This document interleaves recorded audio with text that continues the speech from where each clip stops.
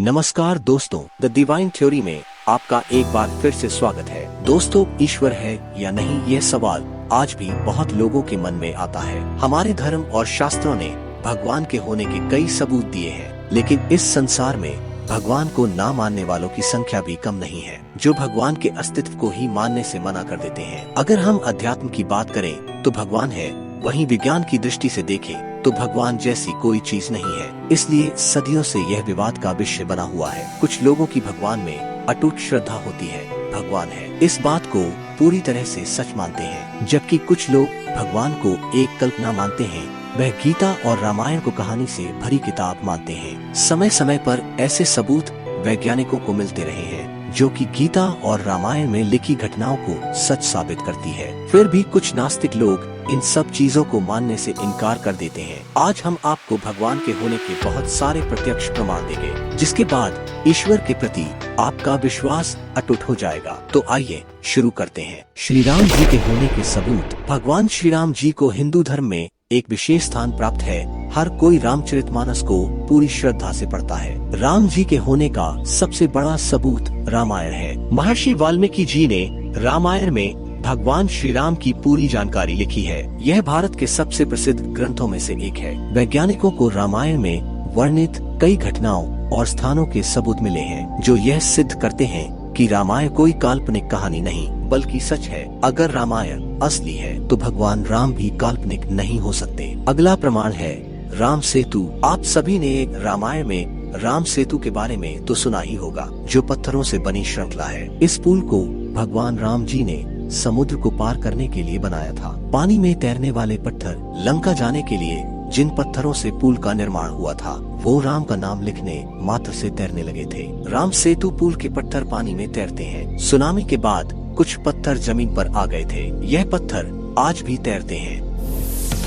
अशोक वाटिका। लंका में मौजूद इसी जगह रावण ने सीता जी का अपहरण कर रखा था। जहाँ सीता जी को ले जाया गया था, वह जगह गुरुलपुटा है, जिसे अब सीतो कोटुआ के नाम से भी जाना जाता है। माता सीता को इसी जगह रखा गया था, जो कि सबूत के तौर पर आज भी लंका में मौजूद है। रावण का महल। रावण के महल के अवशेष आज भी मौजूद है, जिसे हनुमान जी ने लंका के साथ जला दिया था। जलने के बाद वहाँ की मिट्टी काली हो गई थी, जबकि बाकी जगह की मिट्टी का रंग वैसा ही है। भगवान श्री कृष्ण के होने के सबूत। भगवान श्री कृष्ण द्वारका के राजा थे। उनकी महाभारत युद्ध में एक अहम भूमिका थी। महाभारत को दुनिया का सबसे बड़ा महाकाव्य ग्रंथ माना जाता है। महर्षि वेदव्यास जी ने संपूर्ण विवरण के साथ यह लिखा था। वैज्ञानिकों को रामायण और महाभारत में वर्णित कई घटनाओं के सबूत मिले हैं, जो इसे सच मानने पर मजबूर करते हैं। महाभारत में आपने ब्रह्मास्त्र नाम के भयंकर अस्त्र को देखा ही होगा। यह अस्त्र ब्रह्मा जी द्वारा धर्म को बनाए रखने के लिए बनाया गया था।